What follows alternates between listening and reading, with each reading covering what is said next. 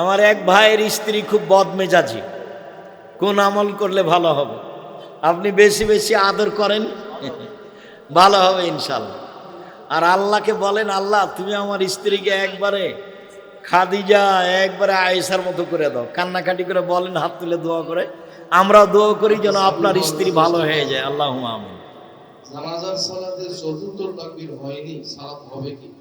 জানাজার সলাতে চতুর্থ তাকবীর হয়নি, সলাত হবে কি? জি। জানাজার সলাতের নাই, সহসিজদা নাই এবং সম্পর্ক নেই, যা হয়েছে হয়েছে। আমার পরিবারে তিনজন, একটা ছেলে, আমার বউ আর আমি। এখন কিভাবে কাতার করব? ওরা তিনজন, ওর ছেলে আর ও আর তার স্ত্রী। ওর ছেলে আর ও একসাথে দাঁড়াবে, আর স্ত্রী তার পিছনে দাঁড়াবে। বাপ বেটা একসাথে দাঁড়াবে আর স্ত্রী পিছে দাঁড়াবে, এভাবে সালাত আদায় করতে হবে। অনেকজনের টাকায় মসজিদ তৈরি হয়, এই টাকার ভিতরে সুদের টাকা থাকে। এই মসজিদ কি নামাজ হবে? সুদের জিনিস ব্যবহার করা নিষেধ। আপনারা সুদের টাকা না লাগানোর চেষ্টা করবেন। লাগিয়ে দেওয়া হয়েছে, মসজিদ ভেঙে ফেলতে হবে না, সলাত আদায় করেন। আপনাদের সলাত হবে, যারা সুদের টাকা দিয়েছে তাদের নেকি হবে না। ছেলেদের মেহেদি লাগানো কি জায়েজ আছে? ছেলেদের মেহেদি লাগানো জায়েজ নয়। ছেলেদের মেহেদি যা লাগানো জায়েজ নয়। মহিলাদেরকে মেহেদি লাগাতেই হবে। হাতের নখে তো লাগাতে হবে হবে, পায়ের নখেও লাগাতে হবে। মহিলাদেরকে মেহেদি লাগাতেই হবে, জরুরি। রাগের কারণে যদি স্বামী তালাক বলে তাহলে কি তালাক হবে? স্বামী যদি রাগ করে তালাক বলে তাহলে কি তালাক হবে? জি। তালাক রাগ করে বললেও হবে, মজাক করে বললেও হবে, যেইভাবে বলুক, তালাক শব্দ উল্লেখ করলে তালাক হবেই। চলো। একটি গরু কুরবানির জন্য মানা হয়েছে, হঠাৎ গরুটি কুরবানির পূর্বে অসুস্থ হয়ে পড়ে, তাই গরুটি জবাই করে মানুষের ফিরিয়ে দেওয়া হয়। এখন কুরবানি দেওয়া লাগবে কিনা? কুরবানি রেখেছিল, অসুস্থ হয়ে জবাই করে মানুষকে খাওয়িয়ে দিয়েছে, কোনো সমস্যা নাই। এখন পারলে দেন, না পারলে না দেন, ওটা কুরবানি হয়নি। কুরবানি তো ফরজ নয়। ধীরে কথা বলে। হ্যাঁ, তায়াম্মুম কিভাবে করতে হবে? তায়াম্মুম বিসমিল্লাহ বলে দুই হাত মাটির উপরে রাখবেন বা ঢেল নিয়ে এভাবে করবেন। তারপরে দুইটাই পদ্ধতি, ডান হাত বাম হাতের উপরে দিয়ে, বাম হাত ডান হাতের উপরে দিয়ে মুখের উপরে পাঠাবেন। তাহাজ্জুদ নামাজ অসুস্থ ব্যক্তির জন্য ইশারায় পড়া যাবে না, ইশার পরে পড়া যাবে না কি শেষ রাতে পড়তে হবে? তাহাজ্জুদ শেষ রাতে পড়াই উত্তম। এশার সালাতের পর থেকে নিয়ে ফজর পর্যন্ত চলে, শেষ রাতে উত্তম তাহাজ্জুদ। তাসবিহ গণনা করার জন্য কোন আঙ্গুল দ্বারা শুরু করতে হবে? ডান হাত আঙ্গুল নেই, যেটা ভালো লাগে। ডান হাত তাসবিহ, আঙ্গুল হিসাব নেই, যেটা ভালো লাগে, যেটা ভালো লাগে চলেন। কাবাঘর অথবা আল্লাহু লেখা যেসব ছবি, সেই সব ছবি ঘরে রাখা যাবে কি? আল্লাহ লেখা এরকম ছবি এসব কাগজ ঘরে রাখা যাবে না। আল্লাহ আকবার হতে হবে, আল্লাহ আকবার। আল্লাহ মোহাম্মদ এগুলো লেখা যাবে না, এগুলো আকীদা নষ্ট, বিদাত, হারাম, কাবিরা গুনাহ।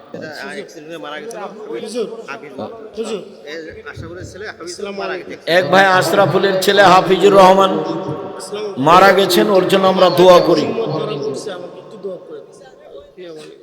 আশরাফুল ভাইয়ের ছেলে হাফিজুর রহমান মারা গেছে, দোয়া চেয়েছে আপনার কাছে।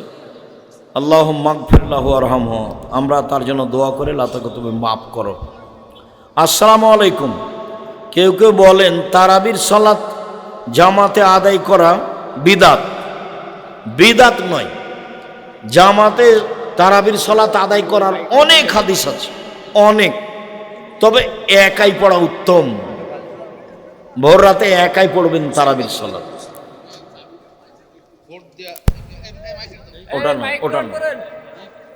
আমার স্বামী আমার কোনো দায়িত্ব পালন করে না, এখন কি আমার সন্তান কিছু চাইলে বকাবকি করে, তবে আমি কি তার স্বামীর পকেট থেকে টাকা দিতে পারবো না? তার স্বামী তার কোনো দায়িত্ব পালন করে না, ছেলে মেয়ের জন্য টাকা পয়সা চাইলে বকাবকি করে, এগুলো তো আসলে অযোগ্য স্বামীর পরিচয়। আপনার স্বামীর জন্য দোয়া করি, আপনার স্বামী যেন তার স্ত্রী পরিবারের সাথে ভালো আচরণ করে, আর আপনি তার সংসার থেকে প্রয়োজনীয় টাকা আপনি তাকে না বলে নিতে পারেন। হাদিস বুখারী মুসলিম। আপনি আপনার ছেলে মেয়ের প্রয়োজন মাফিক আপনার স্বামীর সংসার থেকে টাকা নিতে পারেন না বলে। হাদিস বুখারী মুসলিম। চলেন। মেহরাবের ভিতর নামাজ পড়া বিদআত নাকি? হ্যাঁ, মেহরাবের ভিতর নামাজ পড়াতে মেহরাবের ভিতরে সালাত আদায় করা যায়, যায় না মর্মে যে হাদিস আছে জাল। তবে মসজিদে মেহরাব করার চেয়ে না করাই ভালো। মসজিদে মেহরাবের কোনো স্পষ্ট প্রমাণ নেই, করে ফেললে ভাঙতে হবে না। ভিতরে সালাত আদায় করলে, ইমামতি করলে কোনো সমস্যা নেই। চলো। সালাতে কান্না চলে আসলে কান্না করা যাবে কি?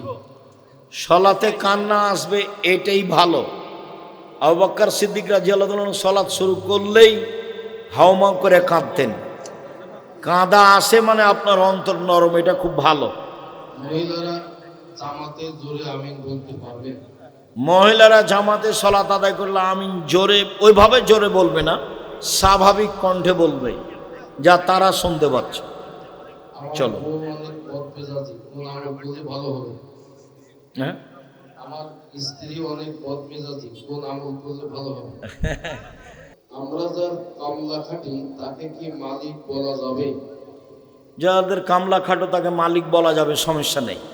সৈয়দ, মালিক, নেতা, সর্দার। উঠে যাওয়া চুল কি বিক্রি করা যাবে? হ্যাঁ, উঠে যাওয়া চুল বিক্রি করা যাবে কি? না, মানুষের মহিলাদের চুল সম্মানিত, চুল বিক্রি করা হারাম। মহিলাদের চুল বিক্রি করা হারাম, মহিলাদের চুল বিক্রি করা হারাম, পরচুলা ব্যবহার করা হারাম। আমাদের এলাকায় জানাজার নামাজের পূর্বে কথা বলা হয়, এ ব্যাপারে যদি কিছু বলতে। আপনার কথা বলেন। আমাদের এলাকায় জানাজার নামাজের পূর্বে কথা বলা হয়, এ ব্যাপারে যদি কিছু বলতে। জানাজার সলাতের পূর্বে বক্তব্য হারাম। চেয়ারম্যান, মেম্বার, এমপি, মন্ত্রী, বড় হুজুর, মাইজকল হুজুর, সাইজকল হুজুর সব হারাম। শুধু বলবে যে কোনো যদি ঋণ থাকে, ইমাম সাহেবও বলতে পারে, তার ছেলে, তার বেটা যে হলো বলতে পারে, তার বাপ ভাই বলতে পারে, কোনো ঋণ থাকলে আমাকে বললে পরিশোধ করব। ঋণের কথাটা উল্লেখ হয়েছে জানাজার পূর্বে, আর কোনো কথা নেই। বাস ঋণের কথার সাথে দুই একটা কথা বললো, আপনাদের দুই একটা কথা। যিনি ইমামতি করবেন তিনি, বক্তব্য না যায়। আমার ছেলের বয়স 20 বছর, ও ফিক্সিসল খেয়ে মারা গেছে। ফিক্সিসল খাওয়ার 8 ঘন্টা পরে মরার আগে ওকে আমি তওবা পড়িয়েছি, ও আমার সাথে তওবা করেছে, ওর কি ক্ষমা হবে? বিষ খেয়ে মারা যাওয়াটা মানে আত্মহত্যা, মহাপাপ। আত্মহত্যা করা মানুষেরা জাহান্নামে যাবে, এটাই ঠিক। তবে তারা মোরতাদ নয়, মানে ধর্মত্যাগী নয়। আপনি যেভাবে বলছেন তা তো ভালো মনে হচ্ছে। আপনার ছেলে কথা বলেছে, তোবা করেছে, তারপরে মারা গেছে। আশা করা যায় সে ভালো ফল ভোগ করবে ইনশাআল্লাহ। আল্লাহ তুমি কবুল করো, আল্লাহুম্মা আমিন। হানাফি মসজিদে টাকা মানত করেছিলাম, দেওয়া কি ঠিক হবে? দেন। চলো।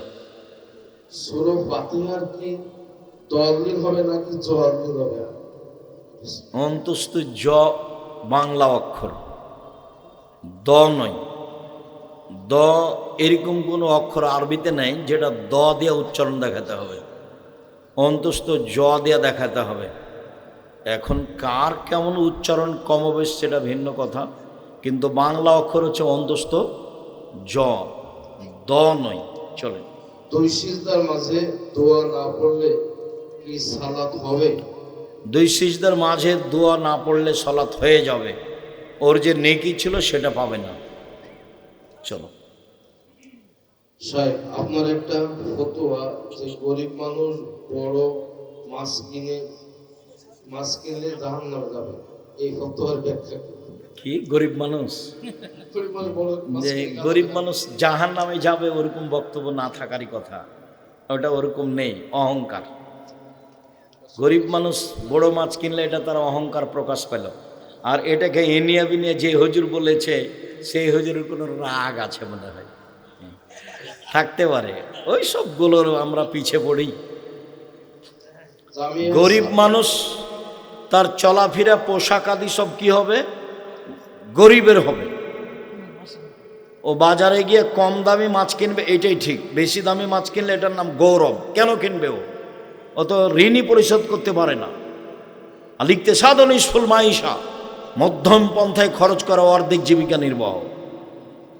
তো ওই 1000 টাকা কেজির মাছ ও নদীর মাছ কিনতে যাবে কেন? কম দামের মাছ তো আছেই। সংসার ও বুঝে, যে হুজুর তাকে উস্কে দিচ্ছে সে হুজুর বুঝে। রাসূল সাল্লাল্লাহু আলাইহি সাল্লাম বলেছেন লিখতে সাধন ইসফুল মাইশা, চিন্তা ভাবনা করা, মধ্যম পন্থায় খরচ করা অর্ধেক জীবিকা নির্বাহ। আল্লাহ রসুল তো ওকে এই মাছ কিনতে না করে দিয়েছে, ওটা তো মধ্যম পন্থা নয়। জামিয়া আস-সালাফিয়া কত বছর থেকে ভর্তি দেওয়া হয়? জামিয়া সালাফিয়ার 8 বছর 9 বছর বয়স থেকে ভর্তি করা হয়। 5 বছর 6 বছর বয়সে যদি ভর্তি করে তাহলে করতে পারে। বাচ্চার মা ওখানে বাসা নিয়ে থাকবে, ওই বাচ্চা বোর্ডিংয়ে রাখা হবে না। 8-9 হলে বোর্ডিংয়ে রাখা হবে। তার আগে হলে বাচ্চার মা ও প্রতিষ্ঠানের পাশে বাসা নিয়ে থাকবে, বাচ্চা নিয়ে যাবে, নিয়ে আসবে। যে হুঁচলা মহিলা চিল্লাচ্ছে, ও তো বয়স্ক মহিলা, ও তো বুঝছে যে আমি তো জোরে কথা বলছি, তা আমাকেই তো নিষেধ করা হচ্ছে। তা আমি যদি চিল্লিয়ে কাউকে থামতে বলি তাহলে থামবে কে? এইটুকু তো তার হুঁশ থাকা দরকার, যে আমি যে আর একজনকে চিল্লিয়ে বলছি, এই এভাবে বলছি, তো ওরই তো কণ্ঠ আর একজন শুনতে পাচ্ছে। তো এই কন্ট্রোল তো এখানে হবে না, এটা তো আপনার জিম্মেদারি ছিল। আমরা যদি সপরিবারে এখানে 1 মাস থাকি, 1 মাস, আপনি বুঝতে পারবেন না যে আমরা এখানে সপরিবারে আছি। আপনাকে বলেছি 3 মাস, অহংকারও করিনি, গৌরবও করিনি। আসেন বাসায় 3 মাস থাকবেন। 3 মাসে খাওয়ার জন্য চিন্তা করতে হবে না। কোনো সময় যদি পর্দার ব্যতিক্রম দেখা যায়, 3 মাসে জাতির সামনে বক্তব্য দিব না। 3 মাস থাকবেন, খাবেন।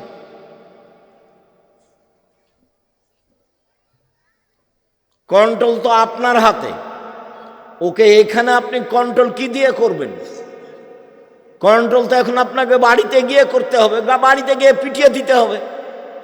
এই যে দেখলেন বুখারী মুসলিমের হাদিস, বাপ যদি আবু বকর সিদ্দিক যদি আয়েশাকে পিটিয়ে দিতে পারে, তো আপনার মেয়ে তো একটা বেয়াদব, তাকে পিটিয়ে দেওয়া তো একটা স্বাভাবিক ব্যাপার। পিটিয়ে না দিলে আপনি কাপুরুষ, আপনি একজন অযোগ্য বাপ। আপনি জাতির ক্ষতি করেন, দেশের ক্ষতি করেন, পরিবারের ক্ষতি করেন, জনগণের ক্ষতি করেন।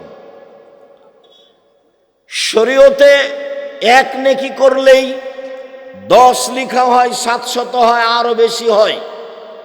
কিন্তু সিয়াম পালন করে নেকি হয় না। সিয়াম পালন করে জাহান্নাম সরে যায়, বিনিময়ে জান্নাত হয়।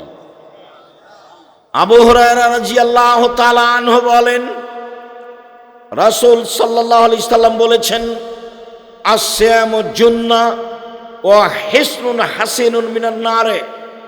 পৃথিবীর মানুষ মনে রেখো, সিয়াম হচ্ছে ঢাল, যা দিয়ে বিপদ থেকে বাঁচা যায়। তিনি বলেন, সিয়াম হচ্ছে দুর্ভেদ্য দুর্গ, যেটা ভেদ করে শত্রু আসতে পারে না। পৃথিবীর মানুষ শুনে রেখো, মানুষ যদি সিয়াম থাকে, জাহান্নামের আগুন তার পর্যন্ত পৌঁছিতে পারবে না। সিয়াম হচ্ছে দুর্ভেদ্য দুর্গ, যেটাকে ভেদ করে ভিতরে যাওয়া যায় না। এ কথা আমি বলিনি, এ কথা মুহাম্মদ সাল্লাল্লাহু আলাইহি সাল্লাম বলেন। সাহল ইবনে সাদ রাদিয়াল্লাহু তাআলা আনহু বলেন, রাসূল সাল্লাল্লাহু আলাইহি সাল্লাম বলেছেন, পৃথিবীর মানুষ শুনে রেখো, জান্নাত 1টি, দরজা 8টি, জাহান্নাম 1টি, দরজা 7টি। জান্নাত 1টি, দরজা 8টি। পৃথিবীর মানুষ শুনে রেখো, জাহান্নাম 1টি, দরজা 7টি। যেদিন মানুষ জান্নাতে প্রবেশ করবে, সেদিন 8টি দরজা থেকে ফেরেশতা স্বাগত জানিয়ে ডাকবে, আসেন আসেন, যারা সিয়াম পালন করেছেন এই দরজা দিয়ে আসেন, আসেন যারা হজ করেছেন এই দরজা দিয়ে আসেন, আসেন যারা দান করেছেন এই দরজা দিয়ে আসেন। এই সময়ে আবু বকর সিদ্দিক রাদিয়াল্লাহু তাআলা আনহু বললেন, আল্লাহর নবী, সেই দিন সব দরজা থেকেই ডাকা হবে, এমন কি কেউ হবে? তখন আল্লাহ রাসূল বললেন, হ্যাঁ, তুমি তার মধ্যে। আবু বকর সিদ্দিক, তুমি যখন জান্নাতের দরজার সামনে যাবে, তখন 8টি দরজা থেকে তোমাকে ডাকবে, স্বাগত জানিয়ে আসেন আসেন আসেন। তিনি বললেন, পৃথিবীর মানুষ শুনে রেখো, সিয়াম পালনকারীর শেষ ব্যক্তি ঢুকে গেলে এই দরজা বন্ধ করা হবে, তখন বাকি দরজা খোলা আছে। অর্থাৎ হজ পালনকারী ওই দরজা দিয়েও ঢুকতে পারবে, দানের দরজা দিয়েও ঢুকতে পারবে, সালাত আদায়কারী তার সালাতের দরজা দিয়ে ঢুকতে পারবে, হজের দরজা দিয়ে ঢুকতে পারবে, দানকারী সব দরজা দিয়ে ঢুকতে পারবে। তবে সিয়াম ব্যতীত এই দরজা দিয়ে ঢোকা যাবে না, কেননা সিয়াম পালনকারীর শেষ ব্যক্তি দরজায় ঢুকে গেলে এই দরজা বন্ধ করা হবে, অন্য কোনো ইবাদত দিয়ে এই দরজা দিয়ে ঢোকার কোনো সুযোগ হবে না। শুনুন, পৃথিবীতে ব্যতিক্রম সবচেয়ে দামি ইবাদত সিয়াম।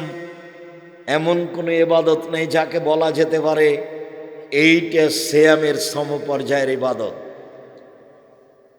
হজ সিয়ামের সমপর্যায়ের ইবাদত জি না। সব দরজা খোলা আছে, শুধু এখন একটাই বন্ধ, কোনটা? সিয়াম। এই সিয়াম ছাড়া এই দরজা দিয়ে ঢোকা যাবে না। পৃথিবীর ব্যতিক্রম ইবাদত সিয়াম। ধারণা যে আপনি আজকে সিয়াম ছিলেন, আজকে বৃহস্পতিবার, আপনার সাথে বেশ কিছু জরুরি কথা রয়েছে। দিনী বোন, আমি আপনার জন্য এসেছি, আমি আপনাকে কষ্ট দিতে চাইনি, আমি আপনার উপকারের জন্য এসেছি। অনেক দূর পথ, লম্বা পথ অতিক্রম করে এসেছি আপনার জন্যই। আপনি দয়া করে চুপচাপ কথা শোনার চেষ্টা করুন। উমামা বাহিলি রাদিয়াল্লাহু তাআলা আনহু বলেন, আমি একদা আল্লাহর নবীকে বললাম, আল্লাহর নবী, মুরনি বিআমালিন, আমাকে একটা আমলের কথা বলেন যেটা করলে আমি জান্নাতে চলে যাব। আল্লাহর নবী বললেন, উমামা, আলাইকা বিসম ফাইন্নাহু লা মিসলা লাহু। উমামা, তুমি সিয়াম পালন করো। ইবাদতের জগতে সিয়ামের মতো কোনো ইবাদত নেই। উমামা, তুমি সিয়াম পালন করো। ইবাদতের জগতে সিয়ামের মতো কোনো ইবাদত নেই। এইটা সিয়াম, এইটা সালাত, সালাত সিয়ামের মতো জি না। এইটা সিয়াম, এইটা হজ, হজ সিয়ামের মতো জি না। এইটা সিয়াম, এইটা দান খায়রাত, দান খায়রাত সিয়ামের মতো জি না। রাসূল সাল্লাল্লাহু আলাইহি সাল্লাম বললেন, উমামা, তুমি সিয়াম পালন করো। ইবাদতের জগতে সিয়ামের মতো কোনো ইবাদত নেই। উমামা বাহিলি রাদিয়াল্লাহু তাআলা আনহু বলেন, আমি বললাম, আল্লাহর নবী, মুরনি বিআমালিন, আমাকে একটা আমলের কথা বলেন যে আমলে আমি জান্নাতে চলে যাব। আল্লাহর নবী বললেন, উমামা, আলাইকা বিসম, তুমি সিয়াম পালন করো। ফাইন্নাহু লা ইদলা লাহু, সিয়াম এমন একটি ইবাদত যার সমপর্যায়ের ইবাদত পৃথিবীতে নেই। উমামা, তুমি সিয়াম পালন করো। ইবাদতের জগতে সিয়ামের সমপর্যায়ের কোনো ইবাদত পৃথিবীতে নেই। তাহাজ্জুদ, ফরজ সালাতের পরে সবচেয়ে গুরুত্বপূর্ণ ইবাদত। তাহাজ্জুদ পড়ে নবীর সাথে জান্নাতে থাকা যায়। দুইটা মেয়ের লালন পালন করলে নবীর সাথে এইভাবে একসাথে জান্নাতে থাকা যায়। এরপরেও মেয়ের লালন পালন ইবাদত সিয়ামের সমপর্যায়ের ইবাদত নয়। সত্যবাদী বিশ্বস্ত ব্যবসায়ীরা নবীদের সাথে জান্নাতে থাকবেন, ইব্রাহিম আলাইহিস সালামের সাথে থাকবেন, দাউদ ঈসা মুসার সাথে থাকবেন। সত্যবাদী ব্যবসায়ী সবচেয়ে ভালো মানুষের অন্তর্ভুক্ত। সত্যবাদী ব্যবসায়ী হলেও তার এই ইবাদত সিয়ামের সমপর্যায়ের হবে না। ও মামা, তুমি সিয়াম পালন করো, ইবাদতের জগতে সিয়ামের সমপর্যায়ের কোনো ইবাদত নেই। আব্দুল্লাহ ইবনে ওমর রাদিয়াল্লাহু তাআলা আনহু বলেন, রাসূল সাল্লাল্লাহু আলাইহি সাল্লাম বললেন, পৃথিবীর মানুষ শুনে রেখো, আল কোরআন ওয়াস সিয়াম ইয়াশফানি লিল আবদি ইয়াউমাল কিয়ামা। বিচারের মাঠে কোরআন এবং সিয়াম মানুষের পক্ষে কথা বলবে। মনে রাখা ভালো হবে, দুর্দিনে কঠিন। এই ছেলে, এতগুলো ছেলে কি তোমরা পাহারা দিচ্ছ? তার মানে এখানে যে ছেলেটা ছিল এ কোথায় গেল? তোমরা এদেরকে নিয়ে যাও, পিছনে বসতে দাও, আর তুমি একাই থাকো এখানে। বিক্রম সহযোগিতা, 1 কোরআন, 2 সিয়াম, 3 আঙ্গুল। যে আঙ্গুলে তাসবিহ গণনা করবেন, ডান হাতের আঙ্গুলে তাসবিহ গণনা করবেন, ভুলেও কখনো তাসবিহ দানায় তাসবিহ গণনা করবেন না। তাসবিহ দানায় তাসবিহ গণনা করা বিদআত। তাসবিহ 1000 দানার হোক আর 500 দানার হোক, তাতে আসে যায় না। মেশিনে তাসবিহ টিপবেন না, মেশিন তাসবিহ টিপছে, কি যে বলছে আল্লাহ ভালো জানে। আঙ্গুল বিচারের মাঠে কথা বলবে। মুরব্বী বলছেন, আব্দুর রাজাক শোনো, আমার বয়স 70-80 বছর, আঙ্গুলে তাসবিহ গণনা করলে ভুল হয়, এই জন্য তাসবিহ দানায় তাসবিহ গণনা করি। শোনেন, মরা পর্যন্ত একদিনও যদি ঠিক না হয় তবুও নেকি পাবে। কেন? এটাই পদ্ধতি রাসূলের, এটাই পদ্ধতি। একদিনও যদি ঠিক না হয়, প্রতিবারই যদি ভুল হয় তবুও নেকি হবে। এটাই রাসূলের পদ্ধতি।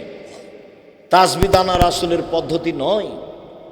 হজ যদি কবুল হয় তাহলে কালো পাথর আপনার পক্ষে কথা বলবে বিচারের মাঠে, হাজর আসওয়াদ। শুনুন, মানুষের জীবনে 4টা জরুরি কাজ। 1 5 ওয়াক্ত সালাত, 2 হালাল রুজি, 3 কোরআন তেলাওয়াত, 4 আড্ডা পিটা হারাম, চিরদিনের জন্য আড্ডা পিটা হারাম। দোকানে বসে ঘন্টার ঘন্টা গল্প করা, মানুষের বদনাম গীবাত করা, এই আড্ডা পিটা চিরদিনের জন্য হারাম।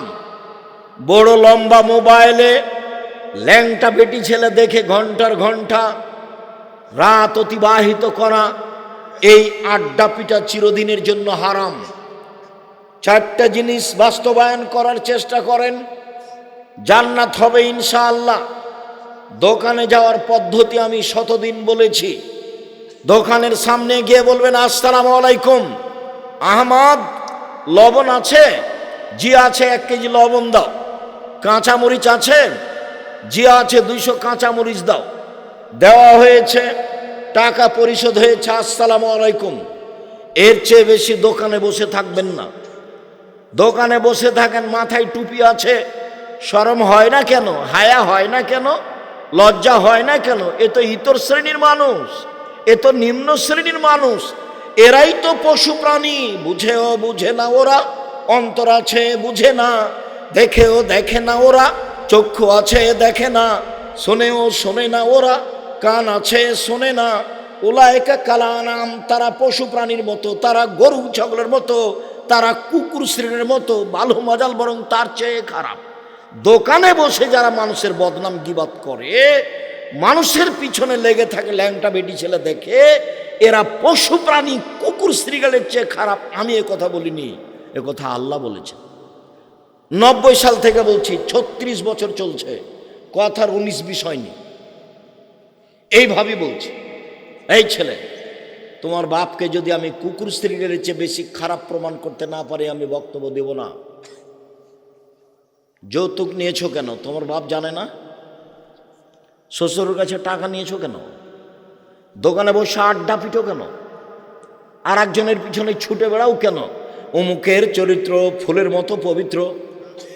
কি দিয়ে তুমি জানলা? দিন রাত তার প্রশংসা করো, তাহাজ্জুদ পড়ে, লম্বা হাতের ব্লাউজ পরে, সকালে কোরআন তেলাওয়াত করে, তোমার শরম হয় না কেন? অত তোমার প্রশংসা কেন?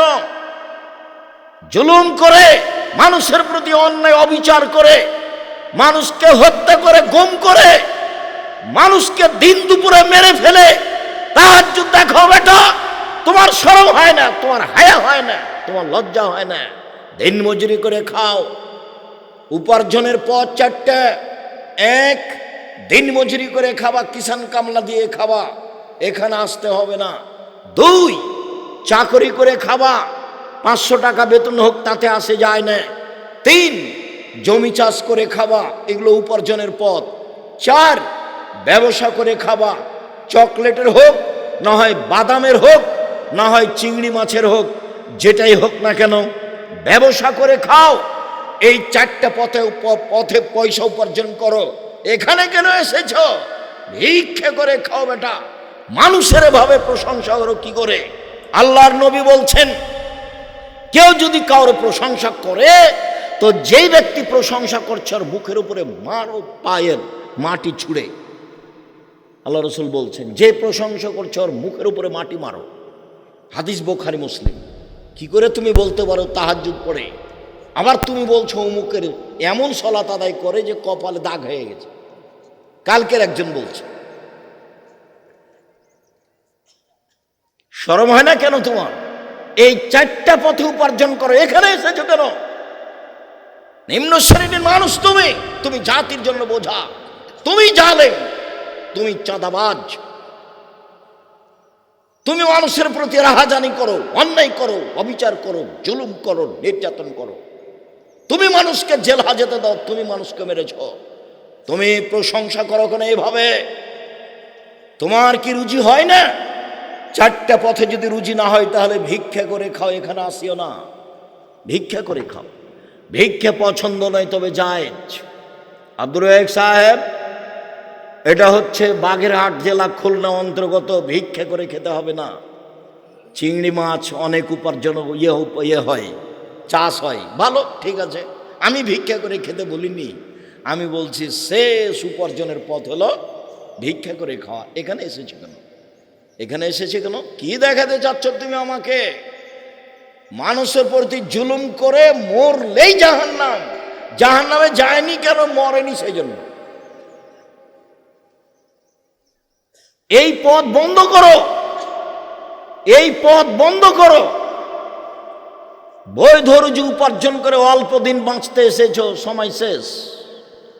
অল্প দিন বাঁচতে এসেছো, সময় শেষ। এই পথে থাকিও না। শুনুন,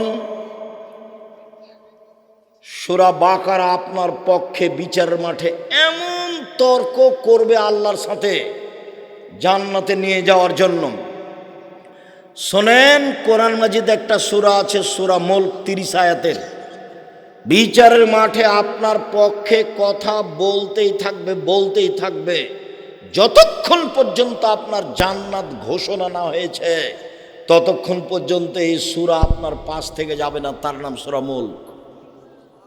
শুনুন, 4 শ্রেণীর মানুষের কবরের শাস্তি হবে না। 1, রাতে সূরা মুলক পড়ে যে। 2, পেট ব্যথায় মারা যায় যে। 3, জুমার দিন মারা যায় যে। 4, শহীদ হয় যে। মনে থাকবে না মনে হয়? এক, রাতে সূরা মুল্ক পড়ে যে তার কবরের শাস্তি হবে না। দুই, পেট ব্যথায় মারা যায় যে তার কবরের শাস্তি হবে না। তিন, জুমার দিন মারা যায় যে তার কবরের শাস্তি হবে না। চার, শহীদ হয় যে তার কবরের শাস্তি হবে না। চারটের তিনটে কঠিন, প্রথমটাই সহজ। এক নাম্বারটাই সহজ, সূরা মুল্ক পড়া সহজ। বাকি জুমার দিন মারা যাব কিনা আমি জানি না। যে লোকটা ক্যান্সারে পেট ব্যথায় মারা গেল এটা আসলে সেইটা কিনা আল্লাহ ভালো জানে। শহীদ, সত্য শহীদ কি হুতাশে শহীদ কে জানে। সাইয়্যিদুশ শুহাদা হামজা বিন আব্দুল মুত্তালিব, পৃথিবীর মানুষ শুনে রেখো, মুহাম্মদ সাল্লাল্লাহু আলাইহি সাল্লাম বলেন পৃথিবীর সবচেয়ে সর্দার দামি শহীদ হামজা বিন আব্দুল মুত্তালিব। আব্দুল মুত্তালিবের ছেলে হামজা রাদিয়াল্লাহু তাআলা যিনি ওহদের যুদ্ধে শহীদ হয়েছেন। শহীদ মিনার তৈরি করলে হামজার করতাম। আমি আব্দুর রাজ্জাক বিন ইউসুফ বলে যাচ্ছি, আমি তোমাকে শিক্ষিত মানুষ মনে করিনি, তোমার শিক্ষক আমি শিক্ষিত মানুষ মনে করিনি। তুমি তোমার শিক্ষক দিনরাত তুমি ঠাকুরের গান বলা, আমি তোমাকে কি দিয়ে শিক্ষিত মানুষ বলবো? ঠাকুর বাঙালিদের শত্রু, ঠাকুর ভারত বাংলাদেশ পাকিস্তানের শত্রু, ঠাকুর জাতির শত্রু, ঠাকুর ঢাকা বিশ্ববিদ্যালয়ের শত্রু, ঠাকুর মুসলমানের শত্রু। ভারত বাংলাদেশ পাকিস্তানের মুসলমান যখন ইংরেজের হাতে নির্যাতিত, তখন ঠাকুর লন্ডনে মুছ পাকায়।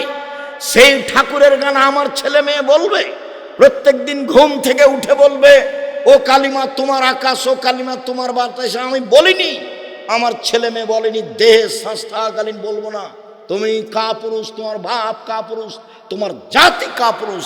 এদেশে 18 কোটি মানুষ বসবাস করে, কেউ একটা এমন একটা ছেলে জন্ম দিল না যার ছেলে একটা গান বলবে মুসলমান হিসাবে, তার গানটা বাঙালিরা বলবে। একটা হিন্দু ঠাকুর মুসলমানের শত্রু, জাতির শত্রু, তার সেই ঠাকুরের গান তুমি বলো, তোমার শরম হয় না কেন? তোমার হায়া হয় না কেন? তোমার লজ্জা হয় না কেন? তোমাকে খারাপ লাগে না কেন? কে তোমাকে শিক্ষিত মানুষ বলেছে? আমি আব্দুর রাজ্জাক বিন ইউসুফ 90 সাল থেকে নিয়ে এখন পর্যন্ত একদিনও বলিনি, 1 মিনিটের জন্য বলিনি তোমাকে আমি শিক্ষিত মানুষ। আমি যদি তোমাকে মূর্খ প্রমাণ করতে না পারি, আমি জাতির সামনে বক্তব্য দেব না। 36 বছর থেকে বলছি। কতদিন থেকে? 36 বছর থেকে বলছি একই কথা। তোমার চলে, আমার চলে না। আমি ঠাকুরের গানকে দাম দিতে পারি না। ঠাকুর একজন হিন্দু মানুষ, তার কালিমায়ের আকাশ হতে পারে, আমার আকাশ কালিমায়ের নয়। তার জমিন কালিমায়ের হতে পারে, আমার জমিন কালিমায়ের নয়। আমার জমিন আল্লাহর, আমার আকাশ আল্লাহর, কালিমায়ের নয়। এই কথা খুব ভালোভাবে জানি। আমি এই কথা বলতে পারি না, তোমার চলে। সম্মানিত দিনী ভাই বোন, বলছিলাম বিচারের মাঠে 4টা জিনিস কথা বলবে। 1, কোরআন। 2, সেম। কোরআন বলবে প্রতিপালক, আমি একে দিনে রাতে ঘুমাতে দিনি, তুমি আমার কথা এর ব্যাপারে শুনে একে জান্নাতে দাও। আল্লাহ বলবেন ঠিক আছে, তাকে জান্নাতে দিলাম। সেম বলবে বিচারের মাঠে প্রতিপালক, আমার একটা কথা শোনো, এই লোকটাকে দিনে আমি খেতে দিনি, প্রবৃত্তি অনুযায়ী চলতে দিনি, তুমি আমার কথা শুনে একে জান্নাতে দাও। আল্লাহ সেমের কথা শুনে নেবেন, তাকে জান্নাতে দিয়ে দিবেন। আবু হুরায়রা রাদিয়াল্লাহু তাআলা আনহু বলেন, রাসূল সাল্লাল্লাহু আলাইহি সাল্লাম বলেছেন, কুল্লু আমাল ইবনে আদম ইয়াফুল হাসানাতু বিআশরি আমসালিহা সাবে মিয়াতে যে, আদম সন্তানের সব নেকি 10 থেকে 700, আরো বেশি, আরো বেশি। আদম সন্তানের সব নেকি 10 থেকে 700, আরো বেশি, আরো বেশি। আল্লাহ তাআলা বলেন, পৃথিবীর মানুষ শুনে রেখো, তবে সেম আমার ব্যাপার প্রতিদান আমি দিব। সেম আমার ব্যাপার প্রতিদান আমি দিব। আমার কারণে 2টা জিনিস ত্যাগ করেছে। 1, প্রবৃত্তি। 2, খাদ্য। সম্মানিত দিনী ভাই বোন, খাদ্য সবাই ত্যাগ করতে পারে, বৃদ্ধ মানুষ পারে, বাচ্চাও পারে। প্রবৃত্তি কি জিনিস যা মানুষ ত্যাগ করতে পারে না? আল্লাহ বলছেন আমি নিজ হাতে প্রতিদান দিব। এই জন্য যে প্রবৃত্তি কেউ মানেনি, প্রবৃত্তি কি জিনিস? ঘুম থেকে উঠে মনটা চাচ্ছে দাড়ি চেঁচে বাড়ির বাইরে যায়, এর নাম প্রবৃত্তি। মনটা চাচ্ছে প্যান্টটা টাকনুর নিচে থাক, এর নাম প্রবৃত্তি। মনটা চাচ্ছে দোকানে বসে 5 জন মিলে অমুকের বদনাম করি, তার নাম প্রবৃত্তি। মনটা চাচ্ছে মিথ্যা কথা বলে তাকে পরাজয় করব, তার নাম প্রবৃত্তি। জুয়াচুরি, দাগাবাজি, চাঁদাবাজি, এগুলোর নাম হচ্ছে প্রবৃত্তি, মন মতো চলা। নগ্ন পোশাক পরে যেসব মহিলা মন মতো চলে তারা, নখ বড় করে যারা মন মতো চলে তারা, নখে নেইল পালিশ দেয় যারা মন মতো চলে তারা। ইহুদি খ্রিস্টানদের পতিতালয়ের মেয়েরা নখে নেইল পালিশ দেয়, নখ বড় রাখে। ইহুদি খ্রিস্টানদের পতিতালয়ের মেয়েরা নখে নেইল পালিশ দেয়, নখ বড় রাখে। হিন্দুদের পদ্ধতি হলো কপালে টিপ দেওয়া। হিন্দু মেয়েকে বিবাহ করার 10টি পদ্ধতি আছে, তার একটি পদ্ধতির নাম রাক্ষসী বিবাহ। মেয়ের বাপ বিবাহ দিবে না। কোনো ছেলে যদি কপালে টিপ দিতে পারে তাহলে বিবাহ হয়ে গেছে। টিপ এসেছে হিন্দুদের পক্ষ থেকে। মুসলিম মেয়ে কপালে টিপ দিতে পারে না। ভ্যানিটি ব্যাগ ঘাড়ে নিয়ে নগ্ন বোরকা পরে, আঁটো সাঁটো বোরকা পরে চলে যাচ্ছে স্কুল কলেজে, হাটে বাজারে। ওর স্বামী মরেছে, ও বাজারে যায় কেন? ওর দেবর মরেছে, ও কেন বাজারে? ওর ভাসুর মরেছে, ও কেন বাজারে? ওর শ্বশুর মরেছে, ও কেন বাজারে? ওর বাপ মরেছে, ও কেন বাজারে? বোনের ছেলে কি মরে গেছে, ও কেন বাজারে? ভাইয়ের ছেলে কি মরে গেছে, ও কেন বাজারে? মহিলা মানুষ ও কেন বাজারে গেল, যায় কেন? ওর শরম হয় না কেন? ওর হায়া হয় না কেন? ওর লজ্জা হয় না কেন? ওর শরম হয় না কেন? ও বাজারে যায় কেন? যাবে কেন? ওর কি কেউ নেই? ও কি একাই পৃথিবীতে? সব কিছু কি মেরে খেয়েছে? যাবে কেন? ওর বাপের স্বভাব খারাপ, এই জন্য যায়। ওর স্বামী নিম্ন শ্রেণীর মানুষ, এই জন্য যায়। আপনি কষ্ট নেবেন না। আমি আপনার কাছের ভাই, আপনাকে আমি খুব কাছে থেকে কথা বলছি। আপনি আমার দিনী ভাই, আপনি আমার দিনী বোন, আপনার আমি সর্বদা কল্যাণ কামনা করি। শুনুন, রাসূল সাল্লাল্লাহু আলাইহি ওয়াসাল্লাম বলেন, হজবাতিন নার বিশাওয়াত হজবাতিল জান্নাতুল মাকারেহে। কষ্ট ক্লেশ দিয়ে, নিয়ম নীতি দিয়ে জান্নাত ঘেরা আছে, মনের ইচ্ছা দিয়ে জাহান্নাম ঘেরা আছে। মন মতো চলে যারা জাহান্নামে যাবে তারা, ইচ্ছা মতো চলে যারা জাহান্নামে যাবে তারা, প্রবৃত্তি মানে যারা জাহান্নামে যাবে তারা, মন মতো চলে যারা জাহান্নামে যাবে তারা, ইচ্ছা মতো চলে যারা জাহান্নামে যাবে তারা, প্রবৃত্তি মানে যারা জাহান্নামে যাবে তারা।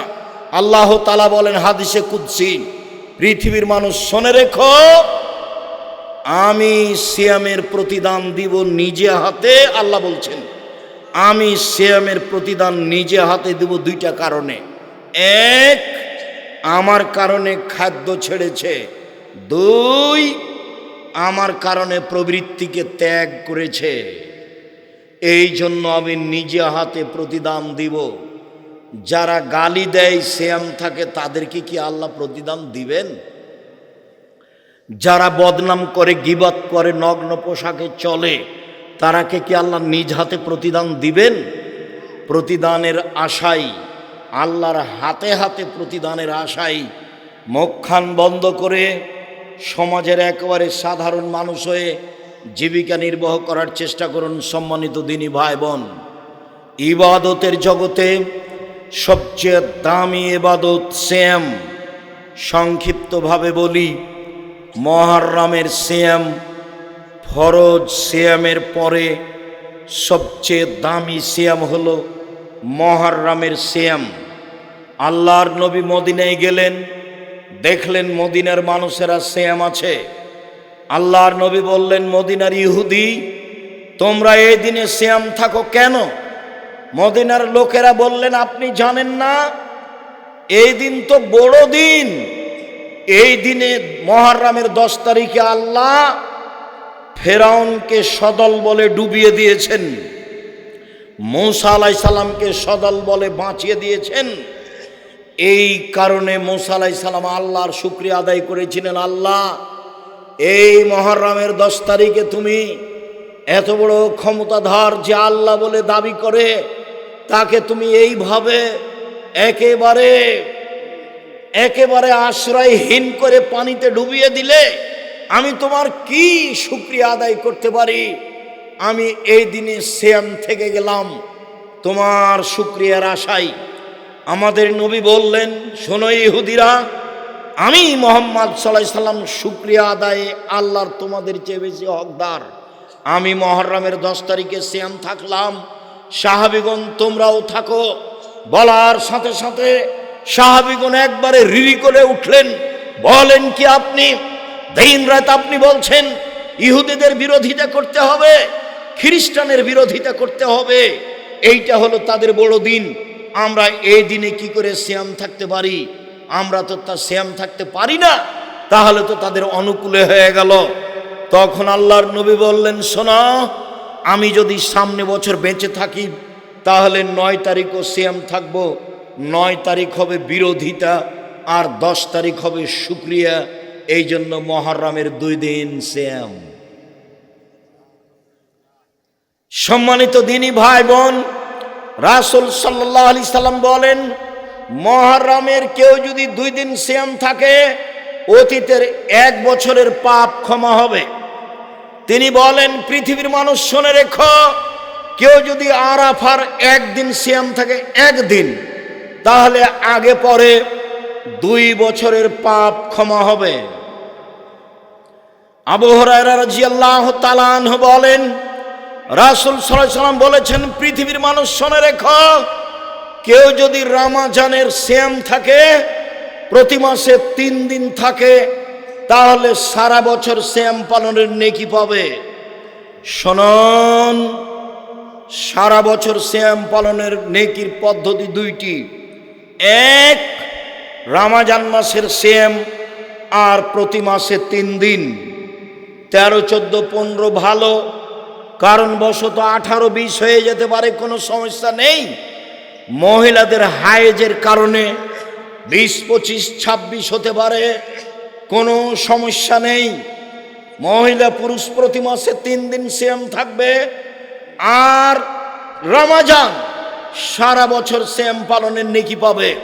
2, কেউ যদি শাওয়ালের সিয়াম থাকে আর রমজানের সিয়াম থাকে, তাহলে সারা বছর সিয়াম পালনের নেকি পাবে। চাঁপাইনবাবগঞ্জ মহিলা বৈঠকে বলছে, বুবু শাওয়ালের সিয়াম বুবু ছেড়ে ছেড়ে রাখিও, মাঝে মধ্যে রাখিও। বুবুর সব কথাই নাকি বুখারীতে আছে। একেবারে মিথ্যা কথা। ধারাবাহিকভাবে শাওয়ালের সিয়াম থাকাই ভালো হবে। কেউ যদি শাওয়ালের 6টা সিয়াম থাকে, রমজানের সিয়াম থাকে, সারা বছর সিয়াম পালনের নেকি পাবে। রাসূল সাল্লাল্লাহু আলাইহি সাল্লাম 4টা জিনিস কখনো ছাড়তেন না। 1, মুহররমের 10 তারিখের সিয়াম। 2, যুলহিজ্জার 1 থেকে 9 দিন সিয়াম। 3, প্রতি মাসে 3 দিন সিয়াম। 4, ফজরের 2 রাকাত সুন্নাত, বাড়িতে ও সফরে। মনে থাকবে না মনে হয়, দেখি বলেন তো। 1, মুহররমের 2 দিন সিয়াম। 2, যুলহিজ্জার 1 থেকে 9 দিন সিয়াম। 3, প্রতি মাসে 3 দিন সিয়াম। 4, ফজরের সুন্নাত, বাড়িতে ও সফরে। এই 4টা আমল আল্লাহ রাসূল কখনো ছাড়তেন না। তার মানে যুলহিজ্জার 1 থেকে 9 পর্যন্ত সিয়াম। উল্লেখ্য যে আল্লাহর নবী বললেন, পৃথিবীর মানুষ শোনো, যুলহিজ্জার 1 থেকে 10 পর্যন্ত ইবাদত আল্লাহর কাছে সবচেয়ে প্রিয়। সাহাবীগণ বললেন, জিহাদের চেয়েও কি উত্তম? আল্লাহ রাসূল বলেন, হ্যাঁ, জিহাদের চেয়ে উত্তম। তবে কেউ যদি জিহাদে বের হয়েছে, মারা গেছে, ফিরে আসেনি, সে উত্তম হতে পারে। এমন কোনো নেকি নাই যেটা জুলহিজ্জার 1 থেকে 10-এর চেয়ে বেশি হতে পারে। বিদ্বানগণ বলতে চান রমজানের শেষ দশকের চেয়ে জুলহিজ্জার প্রথম দশক বেশি দামি। শুনুন, রমজানের শেষ 10 দিনের চেয়ে জুলহিজ্জার প্রথম 10 দিন বেশি দামি। কেন? রমজানের শেষ দশকে শুধুমাত্র আছে লাইলাতুল কদর, আর জুলহিজ্জার প্রথম দশকে 3টি আছে। 1 কুরবানি, 2 আরাফা, 3 হজ। জুলহিজ্জায় আছে 3টে জিনিস, 1 কুরবানি, 2 আরাফার মাঠ, 3 হজ। এই জন্য জুলহিজ্জার প্রথম দশক রমজানের শেষ দশকের চেয়ে উত্তম। সম্মানিত দিনী ভাই বোন, মনের সাধে কুরবানি দিবেন না, 7 ভাগে কুরবানি দিয়েন না। যদিও খুলনা বাঘেরহাটের আলেম ওলামা বলেছেন, কে বলেছে 7 ভাগে কুরবানি চলবে না? 7 ভাগে কত হাদিস আছে। 7 ভাগে কুরবানি দিয়েন না। আকিকার সাথে কুরবানির কোনো সম্পর্ক নেই। কুরবানি প্রত্যেকটা পরিবারের পক্ষ থেকে একটা দেন। আকিকার সাথে কুরবানির কোনো সম্পর্ক নেই। আকিকা 7 দিনের দিনই দিতে হবে, 14 দিনে চলে না, 21 দিনে চলে না, জীবনে একদিন আকিকা চলে না। 7 দিনের আগে বাচ্চা মারা গেলে আকিকা লাগবে না। আকিকার পশু কানা হোক, ন্যাংড়া হোক, খড়া হোক, 2 মাসের হোক, 6 মাসের হোক, তাতে আসে যায় না। আকিকা ছেলের বাপকে দিতেই হবে। চাঁপাই নবাবগঞ্জের ভাষা তো ও তো দিবে, ওর বাপকে দিতে হবে। আকিকা দিতে হবে। কুরবানি এমন নয়। কুরবানি হচ্ছে নেকির কাজ। কুরবানি মানে পৃথিবীর মানুষ দেখো দেখো দেখো, কুরবানি মানে চোখ ভালো ভালো ঠিকঠাক আছে কিনা দেখো। কুরবানি মানে কান ঠিকঠাক আছে কিনা দেখো। কুরবানি মানে লেজটা ঠিক আছে কিনা দেখো। কুরবানি মানে দাঁত উঠেছে কিনা দেখো। কুরবানি মানে পা খুর ঠিকঠাক আছে কিনা দেখো। কুরবানি মানে মোটা তাজা কিনা দেখো। কুরবানি মানে ফকির মিসকিন আছে কিনা দেখো। সব মিলে হলো কুরবানি। কুরবানি হলো নেকির কাজ। কুরবানি ফরজ নয়। মন চাইলে দিবেন, না চাইলে না দিবেন।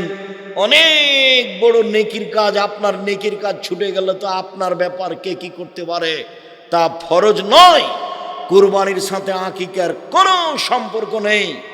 কুরবানির গোশত ফকির মিসকিনে খাবে, আকিকার গোশত আপনি খাবেন কি গ্রামবাসী খাবে সেটা আপনার ব্যাপার। আকিকার গোশত আপনার নিজস্ব গোশত, এখানে বিবেচনার কোনো সুযোগ নেই। বলছিলাম সম্মানিত দিনী ভাই বোন, জুলহিজ্জার 1 থেকে 9 দিন সিয়াম চলেন। এবার বৃহস্পতিবার, সোমবার সিয়াম। রাসূল সাল্লাল্লাহু আলাইহি সাল্লাম বলেন, পৃথিবীর মানুষ শোনে রেখো, বৃহস্পতিবার সোমবার মানুষের পাপ নাকি আল্লাহর দরবারে পেশ করা হয়। অনা উহিব্ব আইরফা আমালি ওয়ানা সায়েম। আমার মন চায়, আমাদের নবী বলেন, আমার মন চায় আমার যখন আমলটা আল্লাহর দরবারে পেশ করা হবে তখন আল্লাহ দেখুক আমি সিয়াম আছি। নাও নাও আমার রিপোর্টটা সিয়াম অবস্থায় দেখো। এই কারণে রাসূল সাল্লাল্লাহু আলাইহি সাল্লাম বৃহস্পতিবার সোমবার সিয়াম থাকতেন। চলেন শাবানের সিয়াম। সম্মানিত দিনী ভাই বোন, ওসামা ইবনে যায়েদ বলেন, আল্লাহর নবীকে আমি বললাম, আল্লাহর নবী শাবান মাসে আপনি এত বেশি সিয়াম থাকেন কেন? তখন আল্লাহ রাসূল বললেন, শোনো, শাবান একটা মাস, রজব ও রমজানের মাঝে মানুষ তাতে বেখিয়াল থাকে। শোনো, শাবান একটা মাস, রজব ও রমজানের মাঝে মানুষ তাতে বেখিয়াল থাকে। অতুরফাউল আমাল ইলা রাব্বিল আলামিন। বাৎসরিক রিপোর্ট আল্লাহর দরবারে পেশ করা হয় শাবান মাসে। অনা উহিব্ব আইরফা আমালি অনা সায়েম। আমার বাৎসরিক রিপোর্ট আল্লাহর কাছে পেশ করা হোক, তখন আল্লাহ দেখুক যে আমি সিয়াম আছি। আমি সাপ্তাহিক রিপোর্ট পেশ করতে চাই সিয়াম অবস্থায়। এই জন্য আমি বৃহস্পতিবার সোমবার সিয়াম থাকা ভালোবাসি। আমি বাৎসরিক রিপোর্ট আল্লাহর দরবারে পেশ করতে চাই সিয়াম অবস্থায়। এই জন্য আমি শাবান মাসে বেশি বেশি সিয়াম থাকি। আল্লাহ রাসূলের জানা ছিল না সেদিন 15ই শাবান। আল্লাহ রাসূল জানতে পারেননি যে সেদিন 15ই শাবান। কিভাবে ভারত, বাংলাদেশ, পাকিস্তানের আলেম ওলামা জেনে নিলেন সেদিন 15ই শাবান। তাই তারা কলকারখানা, অফিস, আদালত, কোর্ট কাছারি, শিক্ষা প্রতিষ্ঠান সব কিছু বন্ধ করে রাতে গোসল করে আতর গোলাপ মেখে দিনে সিয়াম থাকে। একবারে নগদ মিথ্যা, ডাহা মিথ্যা। আল্লাহর নবী রিপোর্ট ধরার জন্য বেশি বেশি সিয়াম থাকেন, আর আমি মাত্র একদিন। ধর্ম কি পাগল হয়ে গেছে? धर्म की राजशाही चांपानेर हवाई लड्डू, दोनों हाथ में लड्डू है, जो चाहे उसको खा ले, जो चाहे उसको छोड़ दे। भूल हिसाब। धर्म एक जনের কথা দিয়ে চলে যার নাম মোহাম্মদ সাল্লাল্লাহু আলাইহি সাল্লাম। শাবানের 15ই শাবানের জাল হাদিসে এসেছে 15ই শাবানে এক বছরে যত মানুষ মারা যাবে তা লেখা হয়। 15ই শাবানে এক বছরে যত প্রাণী জন্ম নিবে মানুষ তা সব লেখা হয়। 15ই শাবানে রুজি বন্টন করা হয়। এটা জাল হাদিস। কোরআন মাজিদে আল্লাহ বলেন রমজান মাসে লাইলাতুল কদরে সব কিছু লেখা হয়, 15ই শাবানে নয়। আল্লাহ বলেন কোন মাসে? রমজান মাসে লাইলাতুল কদরে। জাল হাদিসে বোঝা যায় 15ই শাবান, আর কোরআন মাজিদে বোঝা যায় লাইলাতুল কদর। শুনুন, জাল হাদিসে বোঝা যায় আল্লাহ নেমে আসেন সন্ধ্যার সময় 15ই শাবানে। নেমে এসে বলেন, কেউ কি আমাকে কিছু বলো, বলো আমি শুনবো। কেউ কি আমার কিছু চাও, বলো আমি দিব। কেউ কি ক্ষমা চাও, বলো আমি ক্ষমা করে দিব। যে যে বিপদে পড়েছে আমাকে বললেই ক্ষমা করে দেব। জাল হাদিসে এসেছে সন্ধ্যার সময় নেমে আসেন, আর বুখারী মুসলিমের হাদিসে এসেছে আল্লাহ তাআলা প্রত্যেক রাতের 3 ভাগের আল্লাহকে সন্তুষ্ট করার চেষ্টা করছেন।